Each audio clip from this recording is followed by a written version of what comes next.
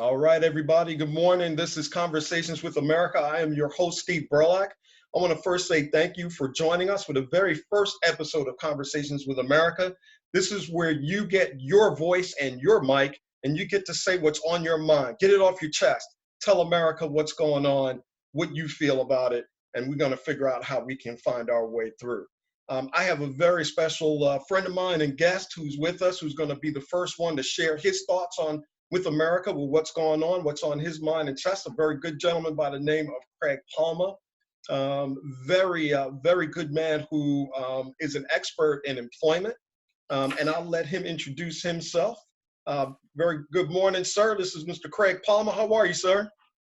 I'm good, Mr. Berlack. How are you this morning? Good, good. Thank you for coming to Conversations with America. We're really excited. Could you just tell everybody just a quick intro to who you are? Well, my profession is actually a few different things, so I don't, but I'm actually an employment strategist where I've been working with folks, helping them get employed for over 20 years. I'm a best-selling author, and I've co-wrote 2 books, but I've written overall 6 books. Primarily, my books have to do with employment and understanding the different components to employment. I've also a certified resume writer, a domestic violence counselor, but primarily an author and a trainer where I train folks for employment.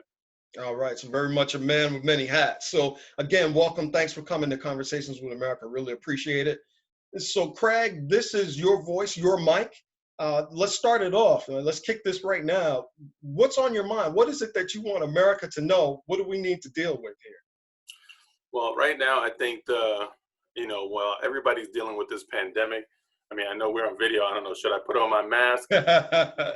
Absolutely, it doesn't hurt. But what really is on my mind now, more than anything, is the racial tension that we're seeing in America. I watch a lot of 60 Minutes. I watch a lot of news programs, and I watch Al Sharpton's show on MSNBC daily, and racial tension in America has just gotten to an all-time high. And it's funny because if you listen, I saw something recently by Will Smith, and he said, racism isn't new, it's just being videotaped. And that's really, you're always going to have racism, and in the past, it wasn't as overt. In the past, prior to the, prior to the 2000s, I mean, you always had racism, but pretty much people knew that, you could get in trouble for, making racist statements and doing racial things. And they put, laws in the books against hate crimes and things of that nature. So everybody kind of chilled out with it. But now when you have a president who pretty much condones it, and really, he's calling, what did he call the pandemic, the Kung flu? Yeah. Right? Yeah. I mean, when he makes statements like that, and he just says things that now people don't care. Now it's a point where you might start seeing lynchings, going on in the South, that things that you hadn't seen in 30, 40 years. Because people now, I hate to say it, our counterparts feel it's okay. And then they have the support of the president. And then you also have, things like the incident in Florida with Zimmerman, Trayvon Martin, where a guy is basically, in a neighborhood, the guy doesn't recognize him. He's minding his own business. He's coming from a store. He gets shot. And the guy says he felt his life was in danger. Yeah. Right. He's following him. Yeah. How can he be in danger? He's following him. Right. And he gets off. So, I mean, it's things like that, that just, worries me. I mean, I don't live in the South, but I mean, it makes me, worry about going down to the South. Well, thank you for sharing that, because, obviously racism is such a huge concept and issue, right? I mean, it's literally, dyed in the wool, right, of this country. I mean, you can debate that here or there, but the fact of the matter is we've been dealing with this as an issue from the very beginning of this country's existence, right? So the question then for me, what's important for me then is to kind of dive into a couple of things. One, and just as an American citizen, I'm curious about your thoughts on this. If racism has been so prevalent for so long, right? And we can get into, we'll get into the why we're on the uptick now, right? But if it's such a prevalent issue, why do you suppose that is? And I'm just curious what your thoughts are. Is that something that we're born with? Are we born racist? Or is that something that only white people suffer from? Is that something that we all deal with? And I'm curious what your thoughts are. I kind of think, racism, and it really kind of, you look at racism as you get older differently, right? Because I could just tell you, my father, he didn't care for white people particularly because of his upbringing, his experiences with white people, particularly in the army. So, he hated white people essentially, right? And then as you get older, as you start meeting white people, you realize that there are a lot of white folks out there that are really good people. They're just like everyone else. They put their pants on, they go to work every day. And I tend to think that a lot of it comes from exposure. There are racism that kind of happens because there are folks that are not exposed to people of color. So like when I meet white people that, have never met or have very limited, interactions with Black people, they're kind of stunned that, we can articulate, we're well read and things like that. They're kind of shocked. It's funny because I remember there was this white guy that I met, this is many years ago, because just to tell you how funny it is, his first interaction or, his thought process with white people of color was menace to society. He thought all of us were kind of like Bulldog and menace to society. Movie, right. Right. So he was afraid of, people of color. He was like, my God, you guys kill people, and I'm like, what? Yeah. So that's kind of like, to me, how it kind of starts. People not being exposed to people of color. And then you have to kind of consider, the caste system, it has a lot to do with finances. If you're rich and you go to you live in an all-white neighborhood, you go to an all-white school, you've never been around people of color, and you're hearing negative things, and all you hear in the news is crime, people of color committing crime, with deadbeat dads and things like that, you're going to have an image of people of color that may not necessarily be true. Well, I think you touched on a really important point here, and that is, and it's funny because the hard part about this is that as we talk about something as touchy as racism, it's very emotional, right? And it becomes very personal. And because it's personal, we tend not to think necessarily logically about it. We just know what we feel, right? And so I think you touched on the real issue here, which is that racism isn't a symptom of one particular type of person, right? It's not a white issue, right? It's something that we all can have, right? It's something that we all can deal with on one way or the other, either as the victim of or as the perpetrator of. And I'll give you a perfect example. You mentioned that, it's a matter of exposure. I happen to go to a really good prep school up in New England, Phillips Academy, Andover. And I'll never forget my introduction to racism there. I'm 14 years old, and just the ideas behind it. I'm 14 years old from the South Bronx, right? Which is funny, me now living in the deep South in Atlanta now. It's funny because I'm dealing with that. But I'll never forget, one of my roommates, my very first year there, was a guy named David who was from Valley, Nebraska. Right, I'll never forget this, right? And I remember, being from the Bronx, and I'm like, where the heck is Valley, Nebraska? I'd never heard of it before, right? And so I had my own preconceived notions of who they were that lived there, right? And that's really the issue. I had my own preconceived issues about who he was based on the fact that I had never heard of the place. I knew that there weren't people who looked like me that lived there. And so I viewed him a certain way, right? I didn't see him as the same way I saw the people I grew up with, which is my own issues with racism, right? But he said something very interesting. I'll never forget that. It's a funny story now that I look back on it. But there was a young lady there on the campus, African-American woman named Maya. I will never forget her. One of the most beautiful women I ever met in my life. Maya, if you're out there, yes, I'm talking about you, right? So she was absolutely gorgeous. I had this huge crush on her. I was a first year student. She was a senior. She had no idea I even existed, right? She had no idea I was there. And David and I are walking on the campus and we see Maya, right? And I'll never forget this. David looks at her and he looks at me and he asked me, is she considered pretty?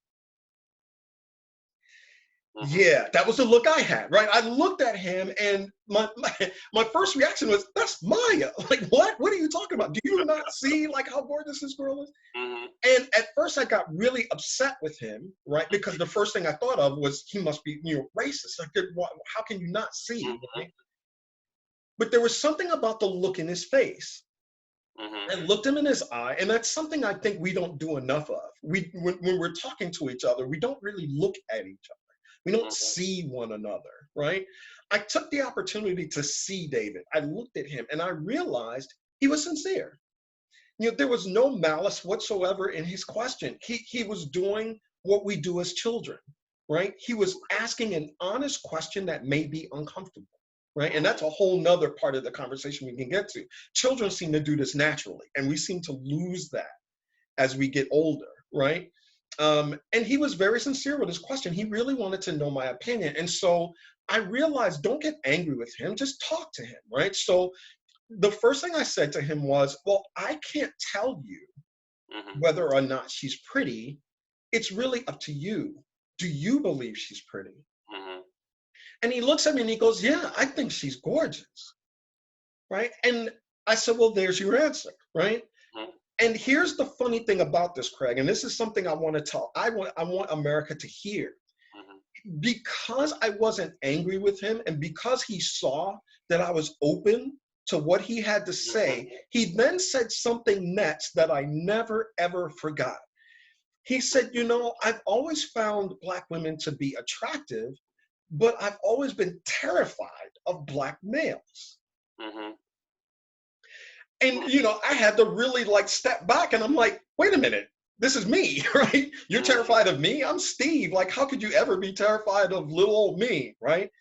And I realized again, he was honest. He was very sincere.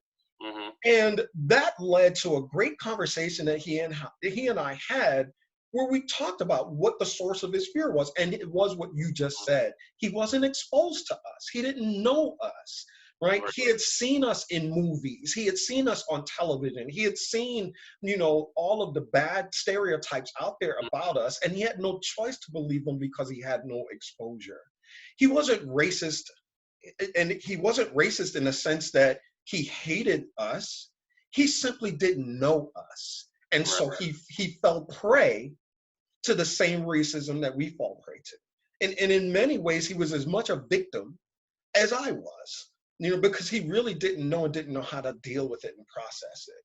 And I think you spoke to that when you spoke about the fact that we just aren't exposed. And that's the first thing that I would say. We have to learn to see one another, right? To recognize who we are as American citizens. I mean, we're all Americans. And the crazy thing about it is, it's when things like 9/11 happen, when things like this coronavirus pandemic happen, that all of a sudden we start looking beyond, right, what our skin color is or where we grew up in the country, and we start recognizing, hey, I need you, right? The question becomes, how do we get there without a pandemic, right? How do we get there without 9/11 occurring, right? How do we get to a point where we get to see each other? And I have my own thoughts on that as someone who does, Broadcast Your Inner Champion, right? And the Berlack Method workshops, and I'll speak to that in a second. But I'm curious, just from your experience, how do we get there, right? How do we? Funny, because when you was telling your story, it made me think. I don't know. Have you ever experienced New Year's Eve in Times Square? Yes. Okay. Yes. Well, New Year's Eve on Times Square, I've done it about maybe 3 times, right? And New Year's Eve on Times Square is the one time that I can honestly say it makes no difference what Mm, color you are, mm, how much money you have. mhm. At that very moment, when the ball drops and everybody says Happy New Year, Yes. there's just so much love. Like everything is Mhm, forgotten, right? Nobody knows how much money you have, none of that mhm. stuff. Everybody just sincerely loves each other for that very moment. And it's funny because everybody's hugging people, like, white people are hugging each other, Asian people are, you don't know these people, but everybody is saying Happy New Year, have a Yes. New Year, get home safe, like for that very moment. And it's kind of like we almost have to take away, um, like I said, all of the different, you know, remove money out of the equation. Mm, mhm. Remove. It's kind of like, you know, and they're different. It's funny because it's just kind of like schools, for instance, right? There's always this debate in schools about should kids wear uniforms or should they be able to wear their own clothes, right? Mhm, And mhm. I bring that because my son was doing a paper for school and they had that debate. And it's funny because I always say that kids should have uniforms in schools, right? And the reason why is because if kids have uniforms in school, you can't determine what their status is. You can't tell if Mm, they're poor or if they're rich, mhm, mhm. right? Because if they have shoes on, everybody has shoes on. You don't know if the kid can afford Jordans. Right. Right? You can't tell if the kid can afford, different things, right? Whereas when you go to public school in New York City, that's how a lot of people, kids started ridiculing other kids. Why? Yes. Because they didn't have the same things, right? Yes. Like a friend of mine, Andrew, wherever you are out there, right? I always use his as an example because, his family was Jehovah's Witnesses, and Jehovah's Witnesses they don't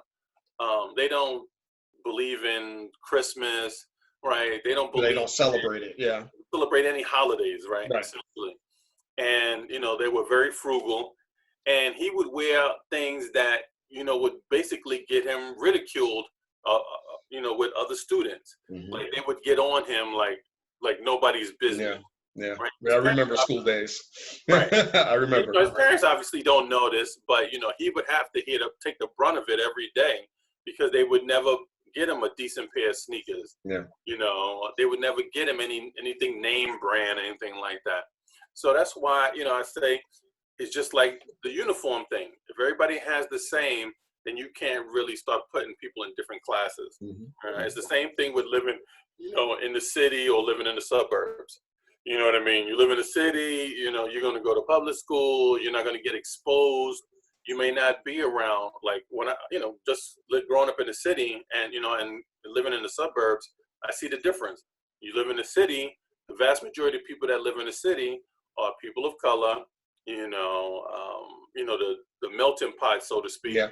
And then when you move to the suburbs, then you have it's still a melting pot, but it's more affluent folks. It's doctors, nurses. It's business owners and stuff like that want to provide for their children the best of educations. And now, like my kids, they don't realize it. They have an advantage because now, Yeah. you know, they go to school with people, white people. They go to school with Indians Yeah. and Asians, and so now they're not going to feel uncomfortable. And as they go out in business, they'll be able to approach them. They'll be able to have conversations, and they'll also be understand. Like I even hear like my son say terms that honestly I would never use, but white people use it. Like just to give you an example, like I was watching a movie the other day where the guy said, and I've never said this in my life, but white people say this all the time. They'll say, "Oh, she's a douchebag," right? And that's something that white people use, right? Like douchebag, like I never used that term, right?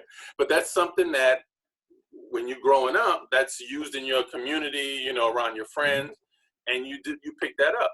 Where black people might say something different, right? We don't Mhm. use douchebag, Right. Right. right? So that's what I mean. It's like it's we basically have to get to a point where we eliminate all of that. I love what you said because I think it strikes at the heart of some of the things that I teach around how we get through things like this, how we rise above it, I should say, right? And with the Berlack method, right, with the workshops that I do, we start with self-awareness, right, and move people from self-awareness to spiritual and cultural connection to one another, and then from there to positive impact, right? So once you become self-aware, and that's its own right idea. That would be its own show, right? Becoming self-aware. Right. Once you do that, it's much easier to then connect spiritually and culturally to others, right? On a very practical level, and this is the advice I would say to all the listeners out here that are frustrated about racism in America, they're frustrated about what's happening. I would say to you that the key is to first spiritually and culturally connect to those around you, right? And the first way to do that is to become exposed, right? Get out of your comfort zone. Go to different areas of the place that you live in to go experience other cultures. Go to different restaurants. Learn the different cultural foods that they have, the way that they speak. It's funny you said it jokingly about douchebag. But there's other words, other expressions, other ways that we speak that's very different, right? If you go to Great Britain, they speak English, but if somebody said to you, grab your torch, we're going to go on the lift, you're like, what are you talking about? Right? You have no idea that they're saying, grab your flashlight, we're going to go on the elevator, right? And so, how do you become exposed to that? And the first thing is be open, right? Be open to the fact that everybody else speaks differently, they look differently, and becoming self-aware really is the key to that. You have to answer two questions: who are you, and to whom do you belong, right? And that's its own conversation, how to get there. But if you can answer who you are, you no longer feel the need to suppress who others are, right? People that tend to fall victim to racism are the ones who are really not self-aware. They don't understand the power of their own selves, right? Who they really are. They don't understand that somebody else, becoming wealthy or somebody else becoming powerful does not take away from their own power, right? And really, that's at the heart of racism, right? The heart of racism is fear that someone else is going to take what I have. That's really always been at the heart of racism. And the way you eliminate that fear is by becoming self-aware, and then by exposing yourself with the comfort of your self-awareness to other cultures and other languages, even other religions, right? And Broadcast Your Inner Champion espouses that, always has, right?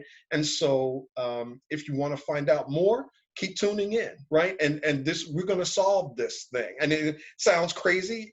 It sounds like there's no way you can do that, but I submit that we can, right? I agree.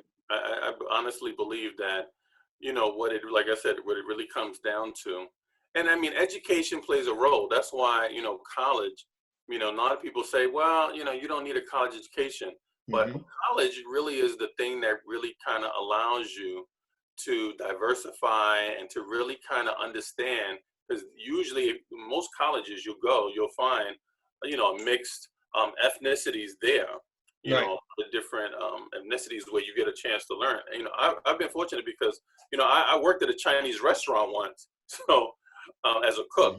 So when I worked at a Chinese restaurant, it really gave As a cook, really? As a cook. Okay. And it gave me a chance to really see Asian people in a different light. And like I said, they're not any different than anyone else. But, their work ethic is really, really good. And that's the thing, too. A lot of times, we get, pegged as being lazy and unmotivated and stuff like that. Well, that's not necessarily the case. Right. There's plenty of Asian people that are lazy. You know what I mean? There's a lot of Caucasians that are lazy. Just like there are a lot of Black people that are ambitious, a lot of white people that are ambitious. So it's all the same. People have to realize we're all the same, to be honest with you. Absolutely. And the way you figure out who you are, and we'll end with this, because I think this is, and thank you, because I think this has been powerful. Yeah. The start, right? Who are you? I will challenge everybody listening to this to answer the question, who are you, right? Because this is how you get past this whole idea of racism, right? The first thing that people say to me, Craig, when I ask them who they are, they tell me their name. Mm-hmm. And if you ask me, Craig, who am I? And I tell you I'm Steve Berlack, what have I told you? Nothing. What do you know about me? The only thing you know now is what to call me, right? And that's exactly what I challenge everyone with. So you have to know how to answer the question in a deeper sense, right? So as an example, my name is Stephen, but Stephen means crowned one, right? Mm-hmm. Bernard is my middle name. A lot of people don't know that. Craig, don't use that against me. Bernard's the middle name, all right? Bernard actually means strong, brave bear, right? Berlack, my last name, is actually a Prussian Jewish name. My great-great-grandfather was a Prussian Jewish immigrant. And that's the thing. My knowing that means that I feel comfortable around people who are Prussian and Jewish, who people look at me and would never think I have any connection whatsoever to the Jewish community. Right. But because I know that about my family's history, I'm open now to understanding that that there are other cultures out there different from mine, and I don't have to figure out who's right or wrong. That's step two, right? One, if you have a name, know the meaning of your name. If your name was made up, then make up the meaning of your name. For instance, there are people out there, when I ask them, what's your name? And then I say, well, what does it mean? They say, well, my parents made it up.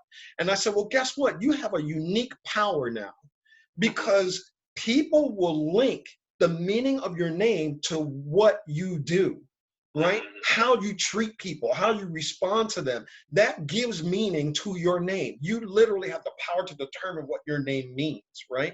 And so if you take that power and take that responsibility, and feel not fearful, but triumphant in that, if you lose that fear of knowing who you are, then how can you possibly be fearful of anyone else? Even if they look different, even if they speak a different language, come from a different part of the world, you no longer fear them, so you no longer have to have any racist tendencies toward them. And so that's the thing.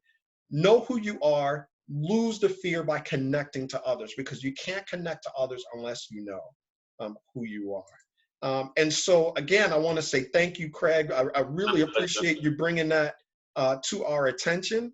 Racism certainly is something that we've got to deal with, but we've gotten some clues, I think, on how to do that, which I think are powerful. Remember, it's your voice, it's your mic. If you want to actually be a guest on Conversations with America, actually send me a video clip, 1 minute, just a 1 minute video clip. Tell me what's on your mind. Get it off your chest. Send it up to YouTube, and do a hashtag, right? CWA. You see it right there in the bottom right of the screen. CWA, hashtag it CWA. I'll check out the video. And then if you're the video that I actually select, you too can be on Conversations with America. It's your voice, it's your mic. I'm Steve Berlack, your host. Again, I want to thank Craig Palma as my esteemed guest. Thank you for sharing your thoughts with America and what you think we need to do to move forward. I appreciate it. You have a wonderful day, everyone. See you again on Conversations with America. Take care, Craig. Take care. Yes, sir.